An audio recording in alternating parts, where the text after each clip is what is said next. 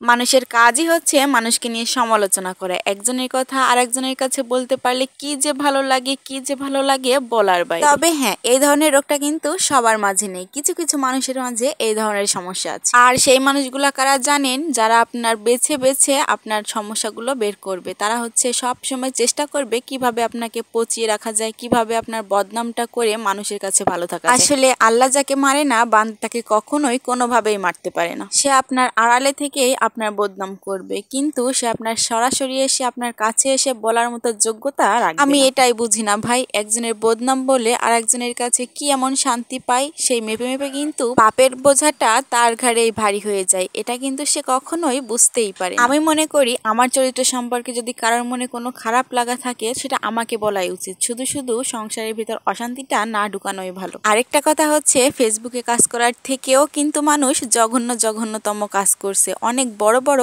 অপরাধ করছে, সেগুলো কিন্তু কারোর চোখেই পড়ে না। তো যাই হোক, দেখুন কত সুন্দর একটা বিকালের দৃশ্য, অনেক সুন্দর লাগছিল, তাই একটু ভিডিও করছিলাম আপনাদের সাথে শেয়ার করার জন্য।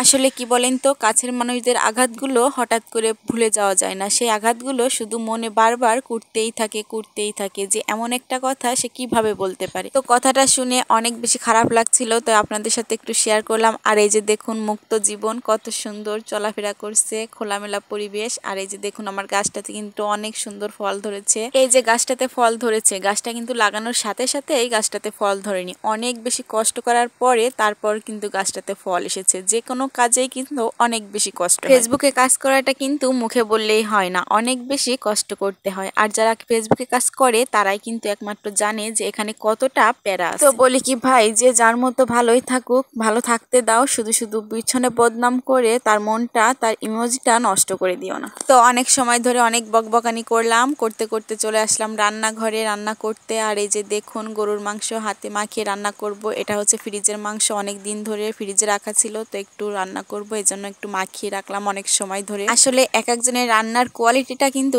এক এক রকমের হয়, এক একজন এক এক রকমের রান্না খেতে পছন্দ করে। তো আমি একটু এভাবেই রান্না করলাম। তো মাংসটা একটু বেশি সময় ধরে মাখিয়ে রাখলাম। আর এই সাইডে চলে আসলাম একটু কচু শাক রান্না করার জন্য, অনেক দিন ধরে খেতে ইচ্ছা করছিল, কিন্তু এনে দিচ্ছিল না হাজবেন্ড, এজন্য খেতে পারছিলাম না। আর এটা কিন্তু হাটে কেনা না, এটা হচ্ছে রাস্তার সাইডের বিলের ভিতর কচু গাছ। আর অনেক বেশি মজা, অনেক মিষ্টি ছিল শাকগুলো। আর সেই সাথে দিয়ে দিলাম একটু চিংড়ি মাছ, সাথে চিনি, কারণ চিনি না দিলে মিষ্টিটা একটু কম লাগে, এজন্য একটু চিনিও মেরে দিলাম।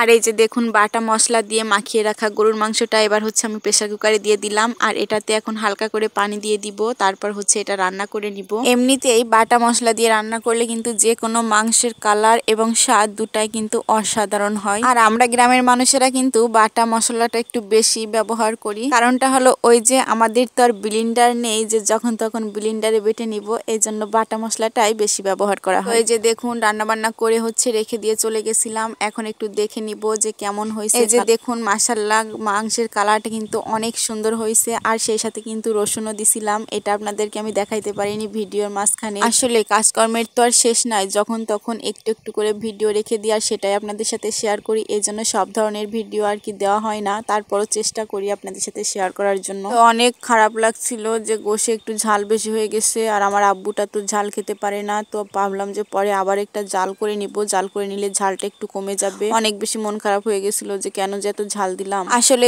অল্প জিনিস হলে সেটার মাপটা বোঝা যায় না, এজন্য ঝালটা বেশি হয়ে গেছিল। তো কথা বলতে বলতে অনেকটা সময় আপনাদের সাথে পার করলাম। তো ভিডিওটা আজকের মতো এই পর্যন্ত, আবারও নেক্সট ভিডিওতে আপনাদের সাথে চলে আসবো। সেই পর্যন্ত সবাই ভালো থাকবেন, সুস্থ থাকবেন, আল্লাহ হাফেজ।